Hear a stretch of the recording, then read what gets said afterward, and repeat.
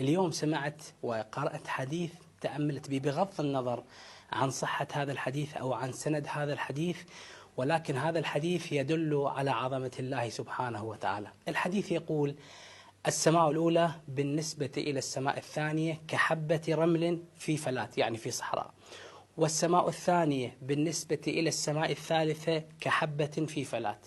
والسماء الثالثة إلى الرابعة وهكذا. والسماء السابعة بالنسبة إلى الكرسي كحبة في فلات. والكرسي بالنسبة إلى العرش كحبة في فلات، يعني حبة رمل في صحراء. وهذه كلها بقبضة قدرة الله سبحانه وتعالى. هذا الحديث بغض النظر عن سنده وصحته كما قلت يدل على عظمة الله، ولكن شاهدت مقطع فيديو أنتجه العلماء وهو تقريبي بنسبة 90% يتكلم عن الأجرام التي اكتشفوها.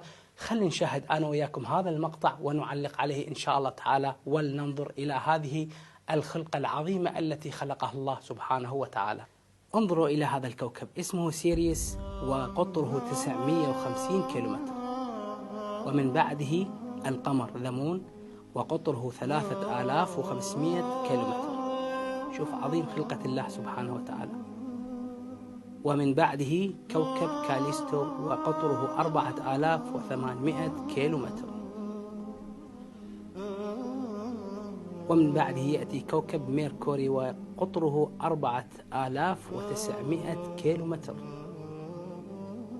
ثم من بعده كوكب مارس الذي نسميه بالكوكب الأحمر أو كوكب المريخ وقطره 6800 كيلومتر. ومن بعده يأتي كوكب فينوس الذي هو كوكب الزهرة وقطره 12000 كيلومتر. ثم بعد ذلك يأتي كوكبنا الذي هو كوكب الأرض إيرث وقطره 13000 كيلومتر. ثم من بعده يأتي كوكب كيبلر وقطره 30000 كيلومتر. ثم من بعده كوكب نبتون وقطره 50000 كيلومتر. ومن بعده كوكب أورانوس وقطره 51000 كيلومتر. ثم من بعده كوكب ساترون وهذا الكوكب 120000 كيلومتر. ثم من بعده كوكب جوبيتر وقطره 140000 كيلومتر. ثم من بعده كوكب بروكسيما سنتوري وقطره 200000 كيلومتر. سبحان الله الخالق العظيم. انظروا إخواني تأملوا. من بعد هذا يأتي كوكب الشمس الذي قطره 1,400,000 كيلومتر. لم ينتهي الأمر عند هنا. ثم جاء كوكب سيريوس أي وقطره 2,500,000 كيلومتر. نعم تستمر العظمة وهذا الشيء مدهش. من بعده يأتي كوكب فيغا وقطره 3,800,000 كيلومتر. من بعده كذلك سبحان الله شوف شاهد العظمة أركتروس وقطره 36 مليون كيلومتر.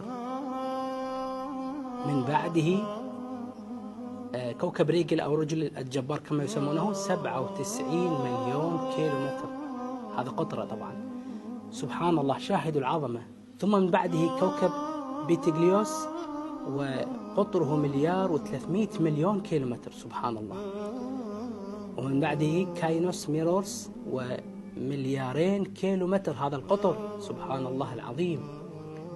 ثم من بعده ياسكيوت هذا قطره 2,400,000,000 كيلومتر. سبحان الله شاهدوا العظمة عظمة الله ونحن نحارب الله. شوف هذا كوكب اسمه NGC 60 مليار كيلومتر القطر.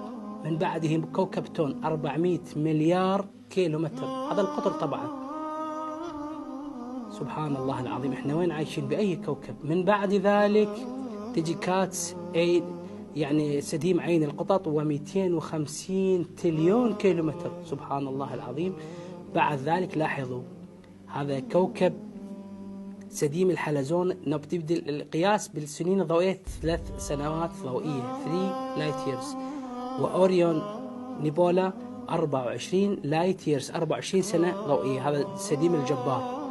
ومن بعده سبحان الله العظيم أوميغا سنتوري 150 لايت ييرز، 150 سنة ضوئية قطر هذا المجرة. سمول ماجلان كولد 7000 لايت ييرز، 7000 سنة ضوئية، سحابة ماجلان الصغيرة. ثم من بعده ذا ميلكي واي، مجرة درب التبانة 100,000 سنة ضوئية. ثم من بعد ذلك آي سي 6000 سنة ضوئية أو 60,000 سنة ضوئية، حتى يعني شيء عجيب. بوتس فويد 250 مليون سنة ضوئية، سبحان الله. ثم ذلك يونيفرسال الكون 150 مليار سنة ضوئية، سبحان الله العظيم.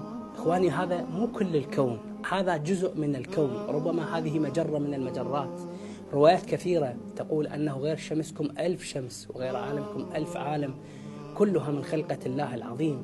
العجيب أن الإنسان هذا المخلوق الصغير جدا قياسا بهذه المخلوقات يواجه الله سبحانه وتعالى بالكبائر وبالإثم ويتجبر على الله سبحانه وتعالى، ولكن أقول له يا رب ما أنا يا رب وما خطري، وما أنا يا رب وما خطري، هبني بفضلك وتصدق علي بعفك.